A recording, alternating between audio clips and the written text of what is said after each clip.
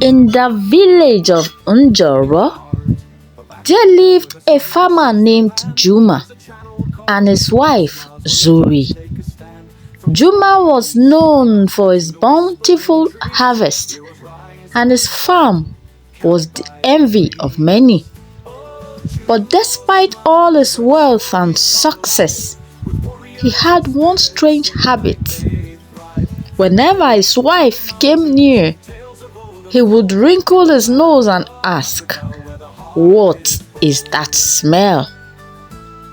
At first, Zuri laughed, thinking he was teasing her.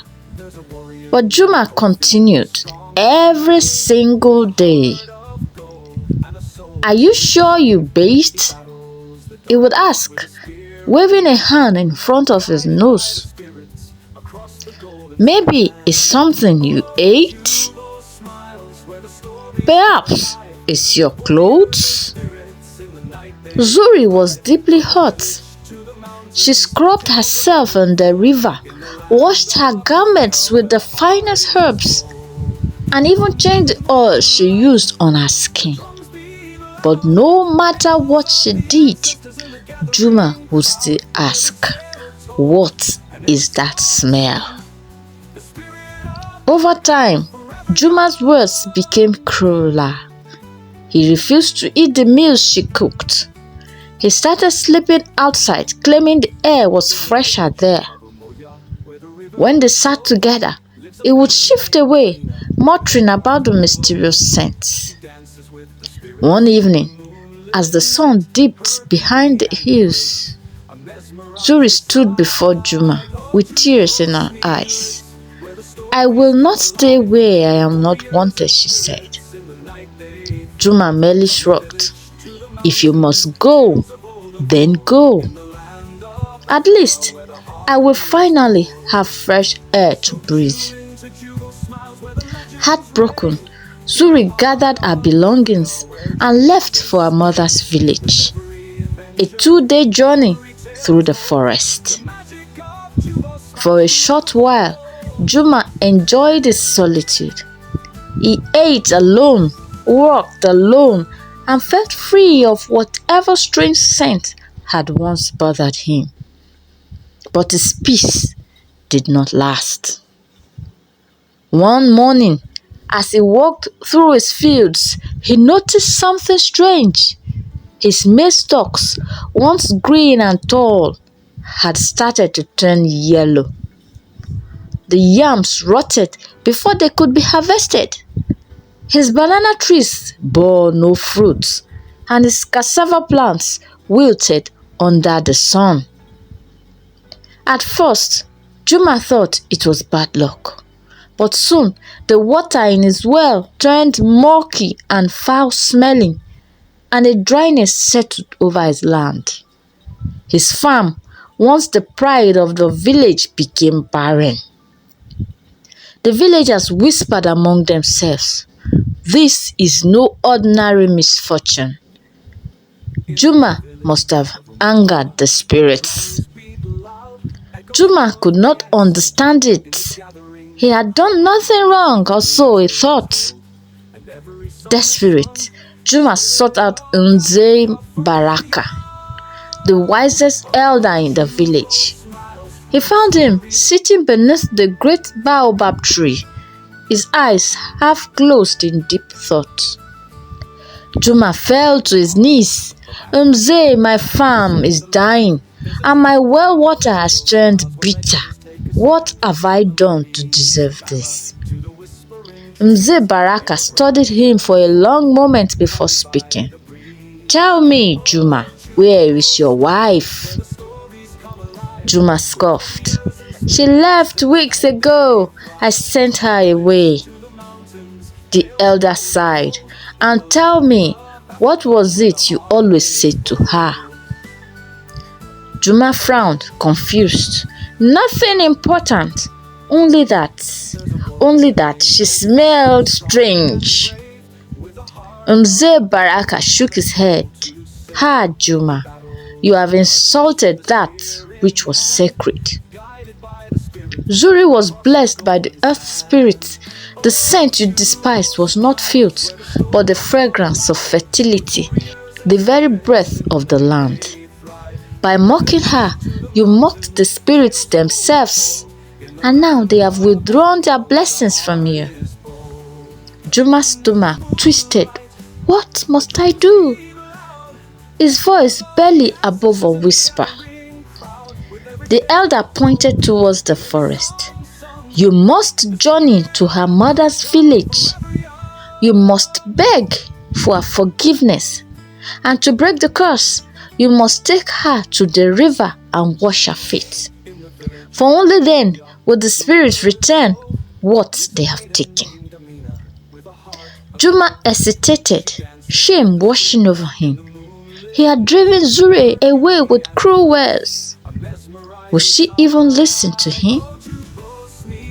But as he looked at his dying land, he knew he had no choice. And so, with heavy steps, Juma set off on the long journey to find the wife he had wronged.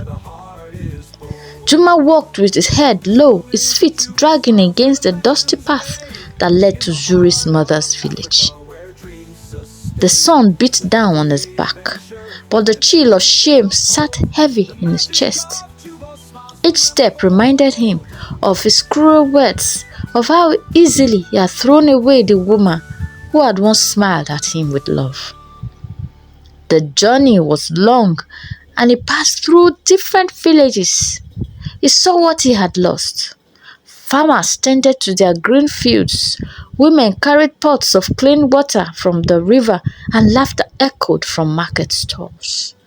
These were things he had taken for granted, things that had vanished from his life the moment Zuri left. As night fell, Juma reached a small clearing by the river and decided to rest. He knelt by the water to drink, but the moment he cupped it in his hands, the scent of decay filled his nostrils. He recoiled, gagging. The water in his hand had turned black. His heart pounded. Was this another sign from the spirits? A rustling sound in the trees made him turn sharply. In the moonlight, he saw an old woman dressed in a tattered wrapper, her eyes glowing with an airy light. Where do you go, farmer? Her voice was hoarse and ancient. Juma swallowed. I seek my wife, Zuri. I must make things right. The woman took a step closer, tilting her head. Her, the one you cast aside, the one you mocked. Juma lowered his gaze. I was a fool. The woman studied him for a long moment, then let out a dry chuckle. Yes, you were. But tell me, farmer, do you think words alone can fix what you have broken? Juma's chest tightened. I will do whatever it takes. The old woman's lips curled into a strange smile. We shall see. And with that, she turned and disappeared into the darkness.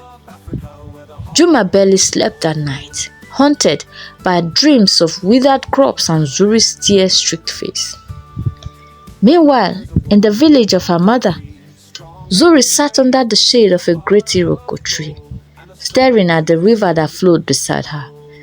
She had thought time would ease the ache in her heart, but Juma's words still clung to her like a wound that refused to heal. Her mother, Mama Nandi, sat beside her, grinding herbs in a wounded mortar. Still thinking of him? She asked, not looking up. Zuri exhaled sharply. I try not to. Mama Nandi sighed. The heart does not forget so easily. She paused, then added, but neither do the spirits, and they are not pleased. Zuri frowned. What do you mean?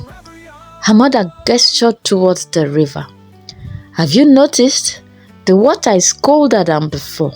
The fish are restless. The wind does not speak like it used to. Zuri shivered.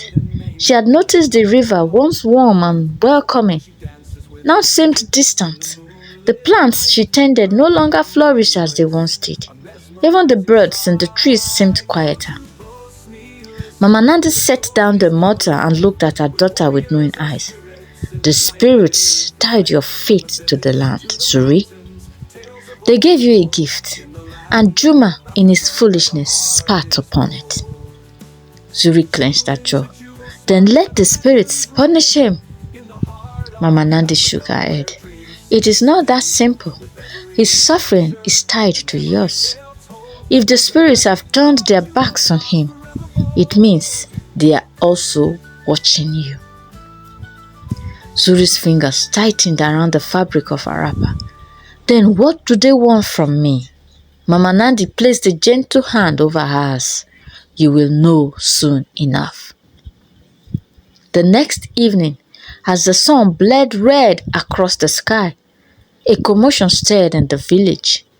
A dusty traveler had arrived, his clothes clinging to his body with sweat, his feet cracked and blistered. Zuri's heart stopped when she saw him. Juma.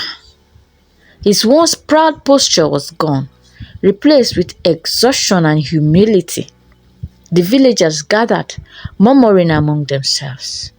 He took a slow step forward, his eyes searching until they landed on Zuri. For the first time since she had left, she saw something in them she had never seen before. She saw fear, regret, desperation. Zuri stood still as he fell to his knees before her.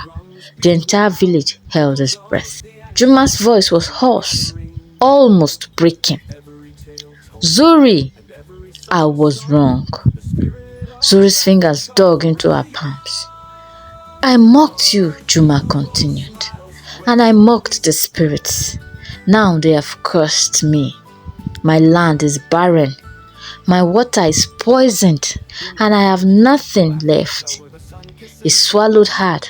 Only you can help me. Please, forgive me. Zuri stared at him, her heart pounding. Part of her wanted to walk away, to let him feel the pain he had made her endure. But another part, the part that still remembered the man she once loved, felt something stir deep inside her. Then Mama Nandi spoke. If you are truly sorry, Juma, then you know what must be done. Juma nodded. Yes. He turned to Zuri, his voice barely a whisper. Take me to the river. Zuri's breath caught. The river, where everything would be decided. She hesitated for a long moment. Then, without a word, she turned and began walking towards the water, and Juma followed. The entire village followed in silence as Zuri led Juma to the riverbank. The setting sun cast a golden glow over the water, its surface rippling as if the spirits themselves were watching. Juma stood beside Zuri, his body trembling, not just from exhaustion, but from fear. He had mocked the very essence of his wife, and now the spirits demanded more than just words of apology. Zuri stepped into the cool water, turning to face him. If you wish to break the curse, you must wash my feet, Juma, she said, her voice steady. Juma nodded, sinking to his knees. He cupped the water in his hands, his fingers shaking as he poured it gently over Zuri's feet. He scrubbed away the dust of her journey, just as she had once done for him in their home. With every handful of water, he whispered words of regret. I was blind, Zuri. I was cruel, Zuri. I let my pride ruin the one gift I never deserved. As the last drop of water slipped through his fingers, a sudden wind rushed through the trees. The river, once cold and distant, grew warm around them.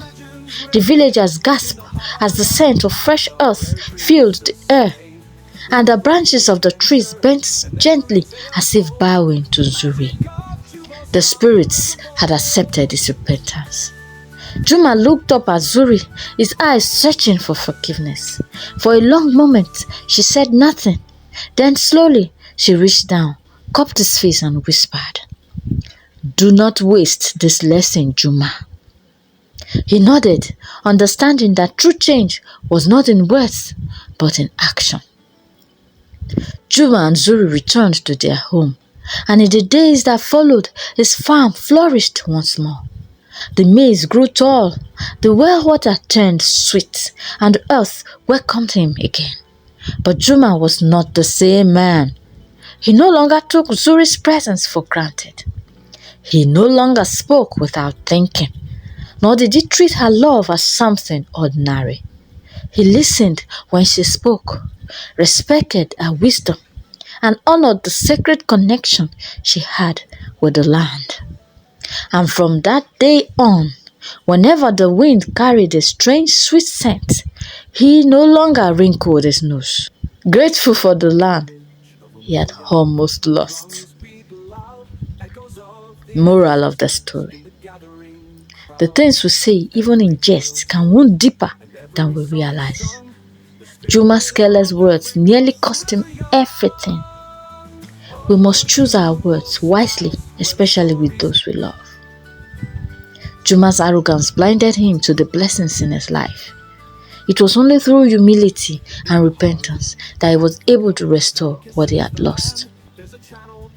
And so, the village of Njoro learned a valuable lesson.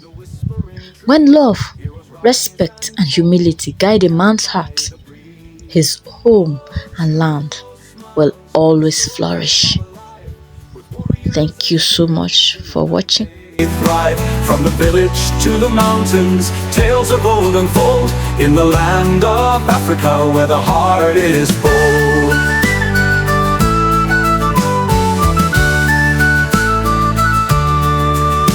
There's a warrior